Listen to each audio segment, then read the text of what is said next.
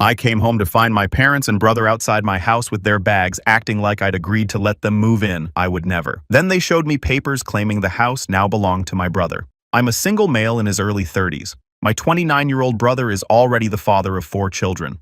He had his first at the age of 22, followed by the second, a year later, the third 2 years later, and the fourth just a few months ago. His wife, my sister-in-law, and I do not get along because she constantly tries to get a rise out of me by acting superior, then becomes an intense self-victimizing drama queen if I retort in any way. She can cry in an instant and put on an exceptionally convincing performance to get pity from almost anyone. My parents and brother adore her despite the fact that they are fully aware of her true nature and do not care. She's really attractive, I'll grant her that. But she's so horrible that I could never be drawn to her. She also refuses to work despite having a college degree, and my mother cheerfully helps with the kids all day. So their entire financial situation is based on my brother. This also means they can't afford to live any place other than my parents' house, and privacy is a concern with all of them living together in a 3-bedroom house built in the 1960s. Growing up, my younger brother was likewise a clear favorite. We are 3 years apart in age. Yet he acquired a superiority complex since I was severely punished if I responded to his shenanigans in any manner. Back then, it was clear that my parents cared more about him because he got the lion's share of everything, unless other family members called them out on it, which happened quite frequently, which is why my parents packed us all up and moved us around 150 miles away from them. So they only saw us on vacations because it was a 3-hour drive. My brother was physically abusive to me on several occasions, flirted excessively with my first girlfriend until she broke up with me, and laughed at any disaster I experienced. When I was upset, my parents would just tell me to suck it up. I only received equal treatment when my parents needed to maintain appearances. I confess it was amusing to see the expressions on their faces when they had to treat me equally with my brother on birthdays and Christmas because other people were present. We had nosy relatives who liked gossiping and drama. So my parents tried to disguise what was actually going on and threatened to take away all of my belongings if I didn't keep my mouth shut. If anything, it made my parents happier when I turned 18 and moved out, because it meant they no longer had to provide for me. I wasn't quite out of high school when I moved out, but couchsurfing was far preferable to living with them. Since leaving home, I've kept in touch with a few people. They didn't even attend my high school graduation, but I didn't care. From that point forward, I would only see my parents and brother on holidays just like the rest of the family. The beginning of the 2020 pandemic was not kind to me. I lost my work and was unable to renew the lease on the apartment because my roommate also lost his job and neither of us could afford the property with unemployment money. It was a rented 2-bedroom condo that I absolutely enjoyed. As the lease expired, my roommate departed early to go back in with relatives, and I had to sell practically all of my belongings since I would be homeless if I didn't downsize drastically. I definitely shouldn't have rented such an expensive house, but I enjoyed living the high life until it didn't treat me well. I realized I should have lived somewhere cheaper, so I could have saved more money to fall back on. But I had a plan. I own a truck because I've always enjoyed trucks. So I got a $1,000 camper in decent condition and mounted it on my truck so I could live in it for a bit. It was supposed to be temporary, but I ended up living in it for much longer than I had anticipated. I was hoping to be able to live out of the camper at my parents' house where my brother and his family also dwell. But when I asked my parents if I might stay for a while, they said they had a full house and didn't want me there. Plus, we hadn't gotten along for the past decade. They stated they'd only let me park my camper there if I paid them about what it would cost to rent an apartment in my neighborhood. That was far too much just to park my camper. I was unemployed and attempting to save as much of my unemployment benefits as I could until I could find a new job. With the rent they were asking, I could have easily lived in an apartment. My folks termed my camper an eyesore and urged me to take a walk because we couldn't agree. My sister-in-law found it very humorous that I had to live in a camper. My brother joined her in pointing and insulting me, referring to me as a homeless bum. On the first night when I had nowhere else to go, I slept in my truck camper in a store parking lot. I was terrified that someone might try to break in. Needless to say, I did not sleep well that night. I had nowhere else to go because any other relatives who owned houses were rather far away, and all of my pals were in apartments. I was also really tied to my surroundings, so I didn't want to just leave. I'd also had my mail forwarded to a friend's place, which was the only way I could still receive it. Finding a safe area to park was tough. I began seeking a job similar to my old one. It takes months to live the nomadic camper life. At the time, I had to deal with everything from beggars and drug users to people telling me to leave because my camper was an eyesore. Someone who instructed me to move claimed to be part of a homeowners association. I wasn't even parked on a street with houses, and when I asked what the homeowners association was, they were quite hostile and threatened me. I moved my camper nevertheless to avoid the problem. To ensure a consistent source of electricity, I learned to plug in a lengthy extension cord anywhere I could to recharge my camper batteries. This entailed sneaking around and putting it into an exterior outlet of a random building while parked on the street. I realized it's a bad thing to do, but I needed to keep my batteries charged so my refrigerator stayed cool. I had a little solar power bag for charging my phone, but I didn't have a generator, which is noisy and requires fuel. So I did what I needed to do. After months of living like this, I eventually found a new job. I had to relocate to a neighboring city to find work that did not entail retail. I worked in retail during college and swore to myself I'd never do it again, but I was almost ready to break that promise. I was still receiving unemployment benefits, but I didn't have a secure place to live and didn't want to be jobless when they ran out. Plus, I was completely bored. I had little else to do than read view movies on a small portable DVD player, use my phone or laptop, and keep track of where I might park and use the local public restrooms. I kind of envy the Japanese since they have public bathhouses. We could definitely use something like that around here. When I finally found a new job, I essentially lived in the back lot of the building by the warehouse, where no one else appeared to bother utilizing the old employee parking spaces because they were so far in the back that the area was almost forgotten. My boss, the firm owner, actually preferred this arrangement because I was willing to work any shift I could get as long as I got enough sleep. He even let me remove the camper from my truck and park it in one of the slots so I could drive around without it. I'm not sure if this was legal, but no one harassed us about it the entire time I lived there. I didn't have to deal with many trespassers. There were a few, but security personnel led them away. I was almost always available when they needed me and worked nearly every day of the week. My boss allowed me to plug my camper into the building for power and water, and I paid a little amount of rent by working for free on Sundays when only the janitor and security guard were in the office. Aside from that, I generally had to shower at a friend's place or at my local gym because the camper had no shower and only a portable toilet. I didn't want to fill it because emptying it is a dreaded duty, so I used other bathrooms whenever possible. I had a key to the warehouse and could use the bathroom at any time. I was even on first-name terms with the night security guy, who has now become one of my closest friends. The camper was simple to heat in the winter with a little electric heater. Summers were unpleasant, and because the camper lacked air conditioning, I had to purchase a used portable air conditioner to make things acceptable. I got a lot of overtime pay and learned some new skills from other employees. Eventually, midway through this year, I secured a better position in the company as a supervisor and began earning a higher pay than my previous employment. That's when I decided I wanted a home. The scare I experienced from losing my condo made me realize I wanted something far more dependable in the long run. I looked for something close to work and discovered a 3-bedroom manufactured home on a small plot of land just 2 miles away. I was able to get it for $10,000 cheaper than the asking price. Somehow, I used virtually all of my savings for a down payment and was approved for a home loan. I didn't have to live in a camper any longer. There was enough room for me to reverse my truck behind the house, remove the camper, and set it up in the backyard. So I set it up as its own small structure in case I needed it again. When I was completely situated in the house, I was foolish enough to boast about it in my book of faces. My family viewed the post, which is where this really began. After a few weeks, my parents' brother and his family paid me an unannounced visit to give me a tour of my home. I didn't even give them my address, so I'm still not sure how they found out where I live. None of my pals have confessed, and no family members have previously visited me, so I'm wondering whether they trailed me at work and followed me home. It would really not surprise me. When I opened the door, they virtually all pushed their way in like rowdy travelers, then simply began making themselves at home. They all kept digging around, and my sister-in-law had this creepy smirk that she kept flashing at me, and I only afterward realized why. And it enraged me like a bull on steroids who has just been stung by a hornet. My parents were continually telling me how much extra space I have today, which is too much for someone like me who doesn't have a wife or children. Sure, not now, but perhaps later.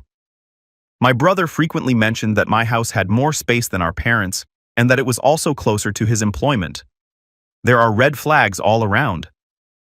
Eventually, my brother requested me to speak privately. Everyone else abruptly left the room and piled onto the front porch. That's when I realized they had a strategy. My brother, let's call him Jason for simplicity, stated the house was too big for me alone and that I should let him move in with his family because his wife is expecting their fourth child and my house is much closer to his employment. He pointed out that I already had the camper, so I could live outside while they stayed in the main house. And I would like to point out that Jason never mentioned offering rent. Mind you, he has a nice job.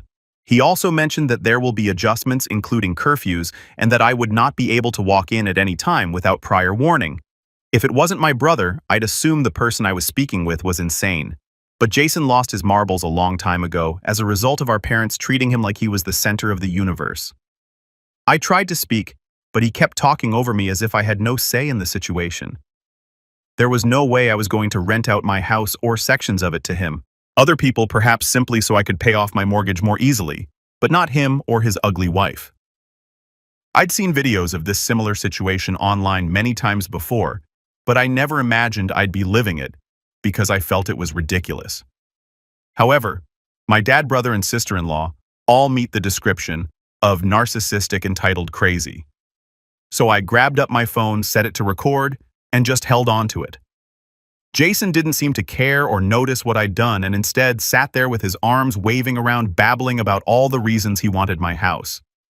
Then he moved from saying that to appearing as if it was a done thing, reaching out to shake my hand. That's when I finally showed my backbone and yelled, "Hell no!" I said it loud enough that Jason fell backward for a moment. I had rarely raised my voice to him at that level since I was chastised by our parents whenever I did. But it was my house, not theirs.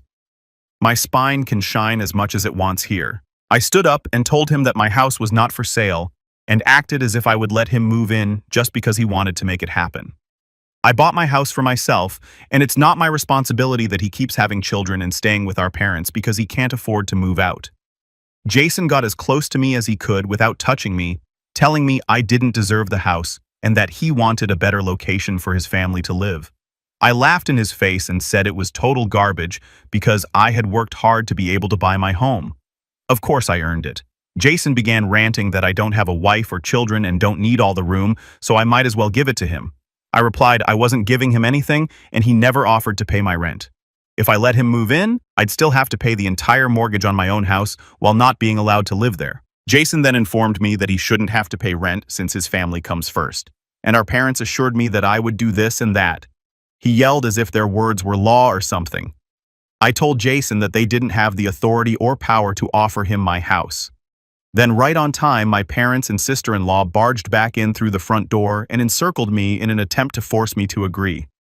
There was a lot of fighting, but from this point forward, I heard the statement, "Just do it for Jason," more than I can remember. During the fight, I told them all that they had no say in my life or my house and should leave before I contacted the cops. My sister-in-law shouted the most at me, saying she was pregnant again and I couldn't do this to her. I said I did nothing to her. She basically expected she could take and take from me as if I would simply allow it. I had no obligations to her or her family. Then I labeled her as stuck-up who never respected me. Therefore, I don't care what she thinks or how many children she has. I have no pity for her. She will not be living at my house. Well, that enraged her enough to assault me. She landed a nice strike on my face and tried to do more, but my brother pulled her back, kicking and shouting. She was insisting that he let her go so she could scratch my eyes out. The phone I was carrying captured almost everything, so I held it up and threatened to call the police if they didn't leave right away. My parents told Jason that they were leaving. Then my mother told me I had a week to come to my senses. I told her I wouldn't be there and not to return. Then I informed my sister-in-law that my phone had recorded everything, and that if she tried anything, I would file charges for assault. She screamed at me and stormed out, screaming loudly and holding her face in her hands. My mother was the last one out the door, telling me that I needed to do this for Jason and my sister-in-law. I responded by saying I wouldn't be there. Update 1. As I mentioned in the first half of my piece, many people will find this unbelievable and lengthy. Yes, I am aware that there are already similar-sounding posts online. I've seen several of them lately, but those posters don't have a monopoly on this type of nonsense happening to them. If anything, I'm surprised this site hasn't been better weaponized against this type of behavior, given that entitled individuals should be more frightened of being exposed here. Anyway, I don't blame anyone who phones. I would too if I were reading this. However, after reading this and my first article, you'll understand how messed up my parents are in my life. They were the source of all evil that spoiled my brother into the person he is now, and they've never offered me a real reason why. And I fear there isn't one.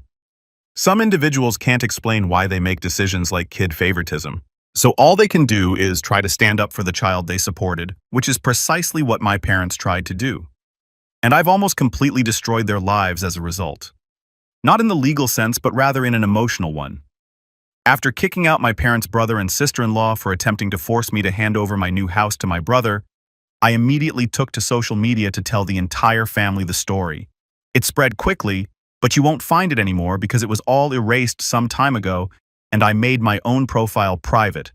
I posted about it because I knew the first thing my family would do when they got home was try to alter the events to make me the villain. And I was precisely correct. But I had about an hour to get started before they arrived, and I had video evidence to back up my story about what they did. No, I don't intend to show the video here, so don't ask. Being proactive paid off since I quickly gained support from a large number of family members.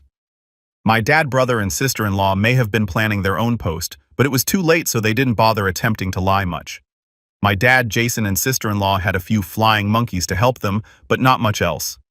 Many others already knew how entitled they were, so what happened was easily understood and accepted. There was one particular person who called me. I'm not sure who they were, but they told me I was a terrible brother and that I needed to make room for a real family man. I immediately hung up and blocked the number. This was not a rerun. After a week, my parents showed up with Jason on my front porch, just as they had promised in their previous ultimatum.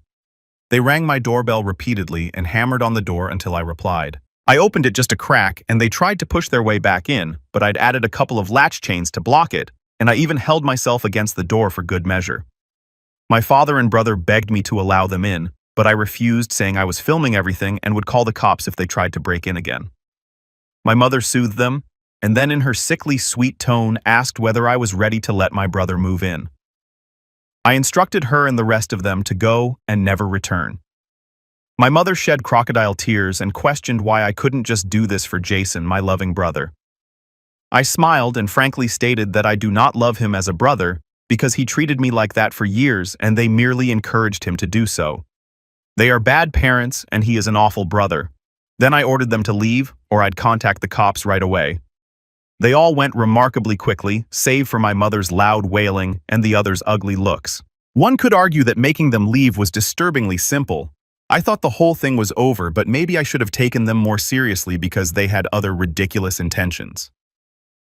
I returned home later that week on Friday evening to discover a moving truck and my brother's minivan parked in my driveway.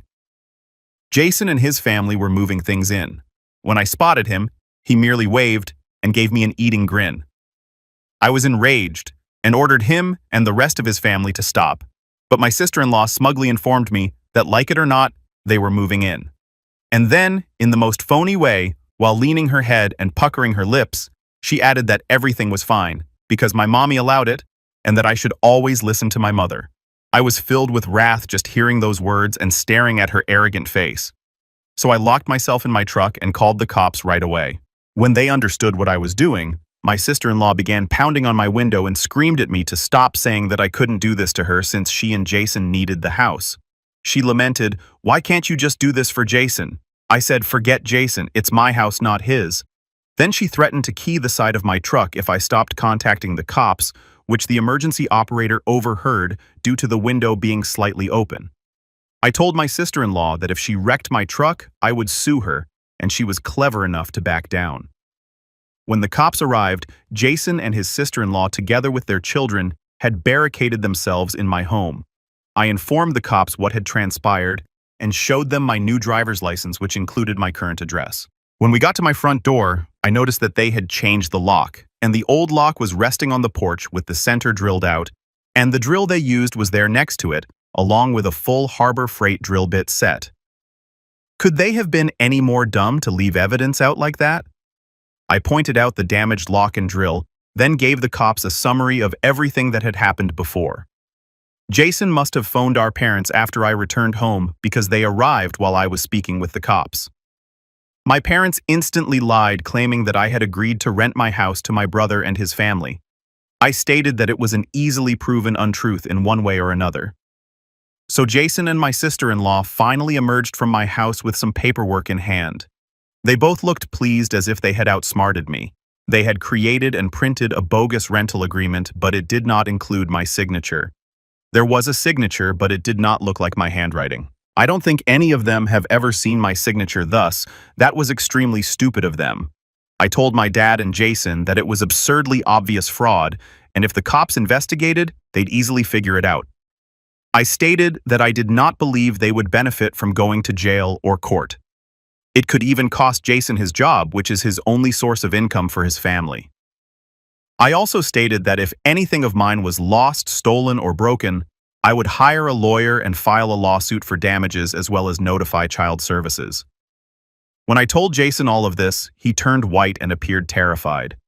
But my mother intervened and insisted that I do this for Jason and live in the blasted camper so they could finally have a family home to themselves. I exclaimed at her that if she thought it was a good idea, she could do it herself and give Jason her house instead. The cops separated my mother and me, and I told them they needed to go right now or I would press charges. I yelled that they drilled through my front door lock to break in, that the lease papers were clear forgeries, that they had badly forged my signature, and that I had videotaped my sister-in-law hitting me. Those are felonies I could ruin their lives over if I so desired. And if they did not go, that is exactly what I would do. The only reason I hadn't done it sooner was for Jason's children. They had one chance to get out. When my parents heard that, I believe it dawned on them that they couldn't force me to do it for Jason. My mother finally gave up and declared she'd put an end to it. She then went over to her daughter-in-law and spoke quietly with her for a minute while my father spoke with Jason. My sister-in-law immediately began crying and shredding up the false rental papers into little parts and flinging them like confetti, only to have an officer order them to pick up the pieces of paper or he would fine them for littering. At this moment, both cops got the "I don't get paid enough for this" expression on their faces. Jason had to start asking his children to pack their belongings back into the moving truck. The kids were all crying, with the eldest sobbing because he wouldn't get his own room now. Sister-in-law and Jason collected their children to try one more lame attempt to guilt me with a sad family performance in which they all cluster together in a type of group hug while all facing the same way. I swear they had practiced it before. All of the kids had the same begging expressions and quivering mouths. My sister-in-law started caressing her pregnant belly and drooping her head to look like a sad puppy, while my brother simply made the saddest face he could and pleaded, "Please don't do this. We should be allowed to live here." But I didn't hesitate and instructed them to continue packing. All of the kids and my sister-in-law started crying, and Jason roared at me, asking if I was satisfied with myself and accusing me of denying them a house because I was too self-centered to share and support their family. I ended up laughing like crazy and retorting that what he was attempting to do was take, not share, and that no amount of tears would convince me to let his family move in because he is no longer my brother. He's just an entitled jerk who believes he can take anything he wants from me, just like when we were kids. Jason began dropping obscenities at me until the authorities told him to stop or he'd be arrested regardless of whether I wanted to press charges. He sucked in his lips, his expression a mixture of fear and rage. I asked the cops if they could stay until my parents' brother and sister-in-law had departed, and they stated they wouldn't leave until this was handled. In fact, 2 cops turned into 4 in the next few minutes as more cars arrived. For whatever reason, this gave my parents an extra push to get started. I made Jason give me the keys to the new lock he'd installed on my front door, even though I ended up getting another lock the next day since I wasn't sure whether he had duplicate keys. He was quite reluctant to hand them over. Then, instead of handing them to me, he flung them down the street and into a storm drain, telling me to go get them myself, but one of the cops chastised him for it and ordered him to go collect them. He had to remove the grate to get to them, and he got somewhat dirty in the process. When he got the keys back, he snarled and slammed them down in my hand. I then told everyone to go and never come back. My mother stated I'd be disowned for this, as if it were a threat to me, and I told them that. Then I jokingly remarked something along the lines of how that meant I wouldn't be able to come to any holidays with them, where I was always treated terribly anyway, because Jason has always been their obvious favorite. They mistreated me as a child. So if Jason ever needed an organ donor, I would refuse to give him anything. So do what you always instructed me to do when I was abused by all of you.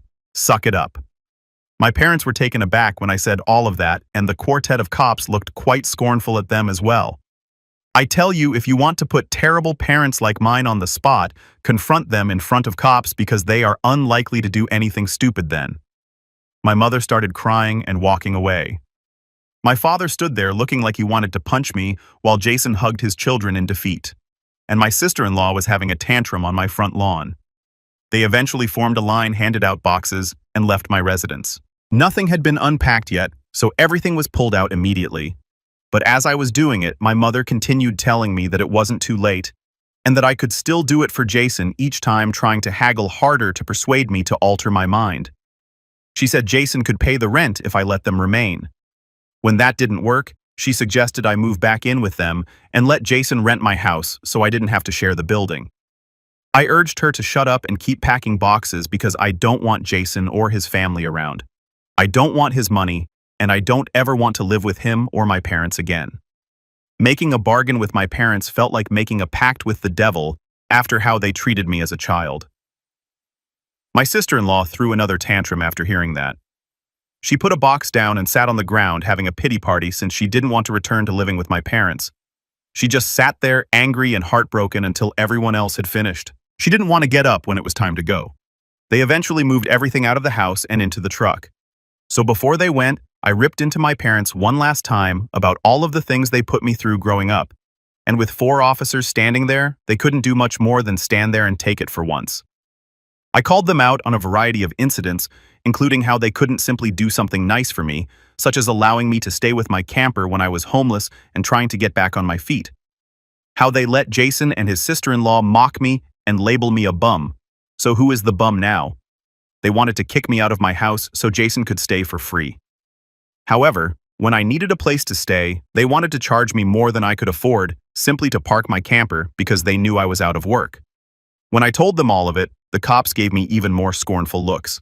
So I put my parents on the spot once more, asking them what I had done, aside from being born to deserve being treated so poorly.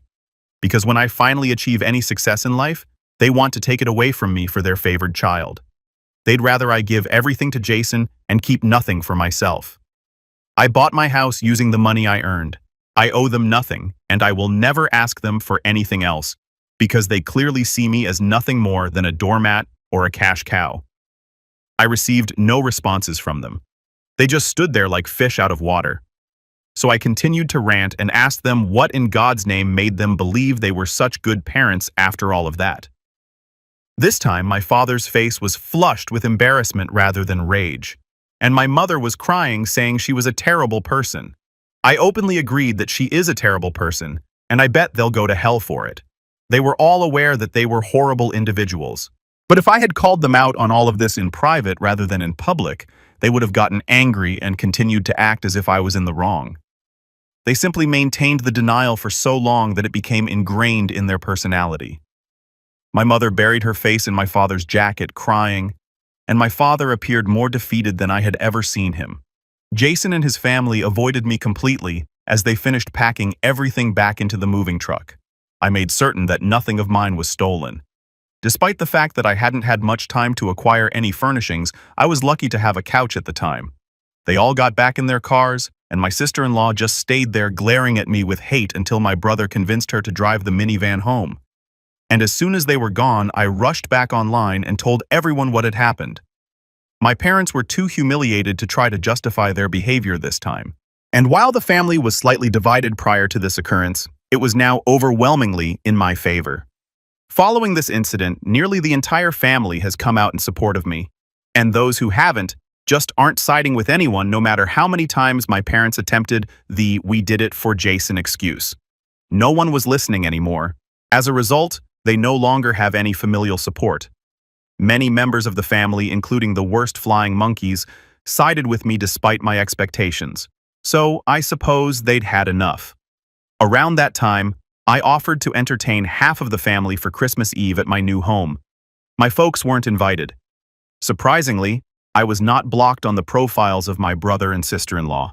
And I saw that my sister-in-law delivered her fourth child in early November. They still live with my parents. I'm quite sure they knew I was watching because my sister-in-law kept posting passive-aggressive comments about not having enough space while living with my parents, most likely to see if she could still blame me. And I'm sure it's driving my mother and father insane because they can't get any peace and quiet in their old age, with 3 boisterous, obnoxious kids, a mentally unstable sister-in-law, my golden child brother, and a newborn baby all in the house at the same time.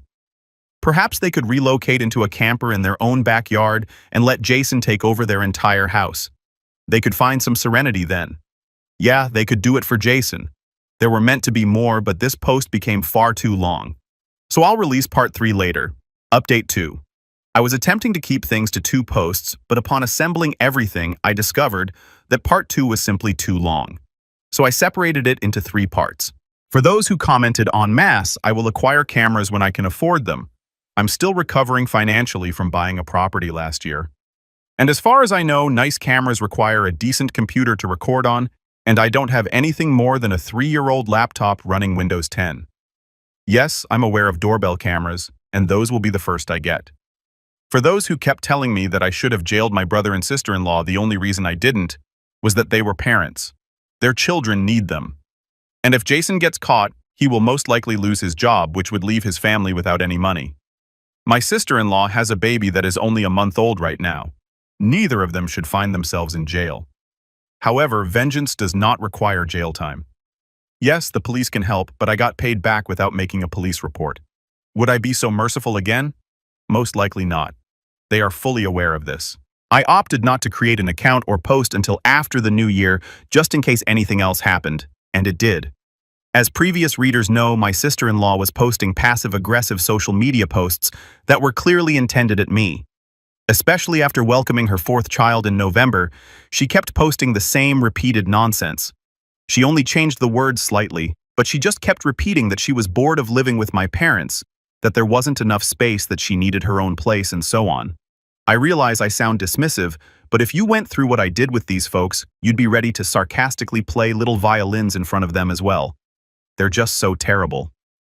And as expected, more happened after I waited until January to create an account. I previously indicated that I had invited half of the family to a Christmas Eve gathering at my house, and everyone I invited showed up despite the fact that it was a rather long trip for them of about 3 to 4 hours.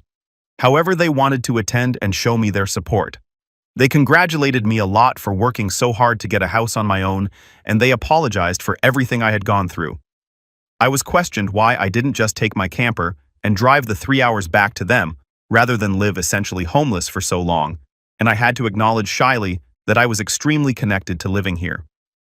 This area provided me with the best employment prospects. My hometown doesn't have many fantastic career chances in my industry, if any at all.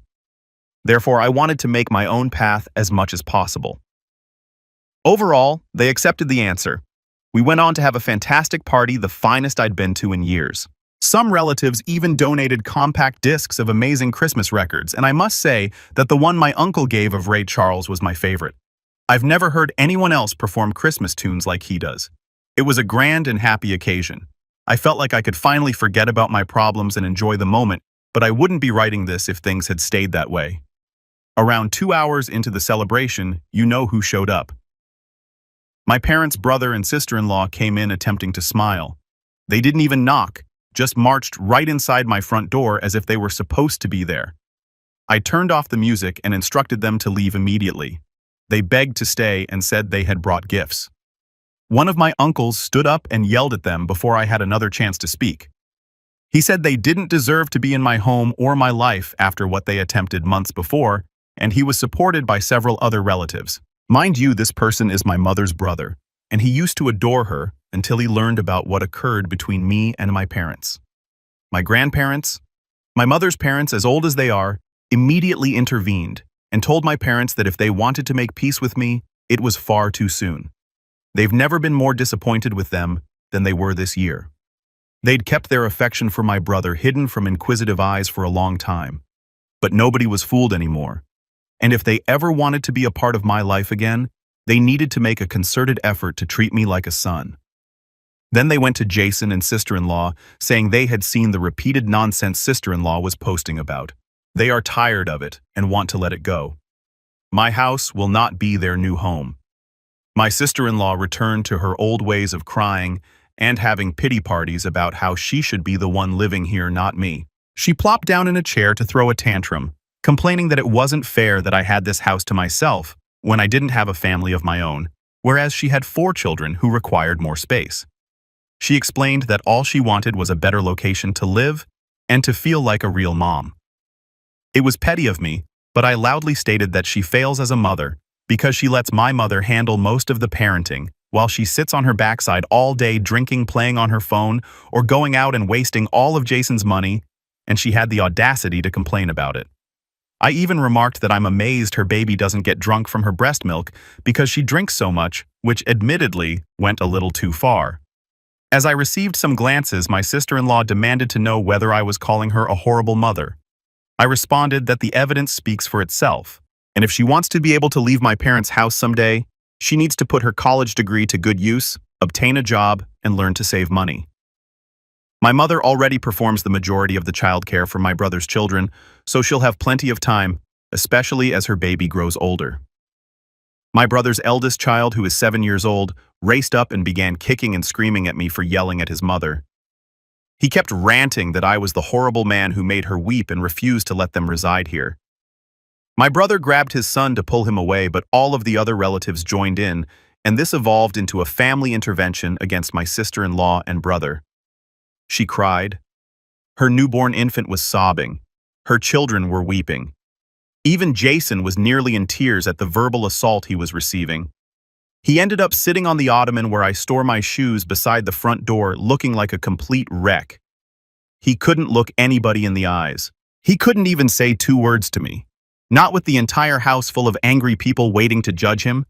If they hadn't gotten in his way, I'm sure this would have ended up as it did when he tried to order me around and take my house months ago. By this point, however, he had been so humiliated that his and my parents' reputation in the family had been entirely ruined because everyone had taken off their masks. Soon after, my parents' brother and sister-in-law all fled in defeat.